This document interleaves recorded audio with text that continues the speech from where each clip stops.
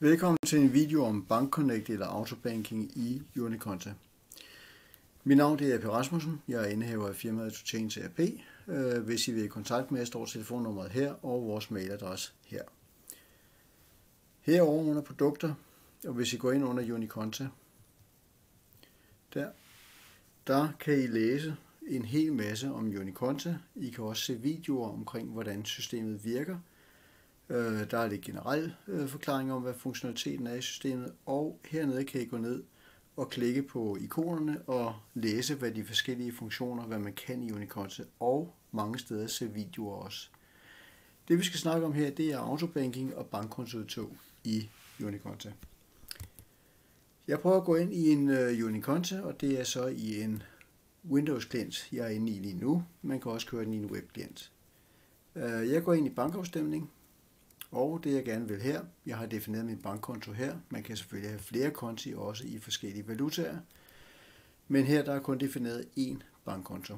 Når man første gang skal indlede sit bankkontoudtog, så skal man lige op på redigere og læse startsaldoen i banken, altså for datoen før man udlæser kontoudtoget. Så går man over i indlæs fil, går ned og siger, hvor ligger filen henne, så slår den op i stifinder, og når man har gjort det, så siger man importer. Jeg har gjort det i det her tilfælde, så jeg går bare ind på afstemme linjer, og nu er jeg simpelthen inde der, hvor bankkontoudtoget er blevet indlæst.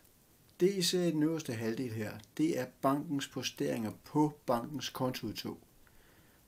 Der er ikke noget for Unikonta, det er udelukkende posteringer for bankkontoudtoget. Nederst, der ser jeg de posteringer, der er lavet på bankkontoen i Unikonta. Så hvis jeg kigger herop og siger, hov, der er en eller anden her, der er grøn, så betyder det altså, at den er bogført i Unikonta allerede, så den skal jeg ikke gøre noget ved. Hvorimod, hvis jeg bladrer lidt længere ned, så kan jeg se her, at der er blevet kørt over Storebæltsforbindelsen, og det er jo en rejseomkostning, og så kan jeg gå ind her og sige, at den skal på rejseudgifter, og hvis jeg gør det, så kan jeg faktisk nu gå op under tilføje konteringsregel og lære Unikonta, at næste gang der kommer en transaktion fra banken, hvor der står sådan her i, så skal den foreslå konto 2770. Og så vil den altså gøre det. Så sker det fuldautomatisk næste gang jeg indlæser det her kontoudtog. Og hele ideen med det her med at indlæse bankkontoudtog, uanset om man får dem ned automatisk, eller man selv går i banken og udlæser dem og indlæser dem her, jamen hele ideen det er egentlig, at man får hjælp til at gøre det meget nemmere at bogføre det, der kommer fra banken. Hvis der i bankens transaktion står som her faktura nummer 1696, så finder Unikonta automatisk fakturanummeret og udligner automatisk på debitoren. Og det samme gør den på kreditorer, hvis man kører den vej rundt også. Så den hjælper altså med at udligne på debitorer, den hjælper med at udligne på kreditorer, den hjælper med at finde de rigtige finanskonti, og så bliver det jo meget hurtigere at bogføre det, der kommer fra banken, hvis man skulle gøre det manuelt, og det bliver også sikrere, fordi risikoen for, at man får lavet tastefejl, den er betydeligt mindre. Når man har udfyldt de røde hernede, så går man simpelthen bare op og siger overfør til klade, så ryger det op i en ganske almindelig bogføringsklade, og der kan man bogføre det fra.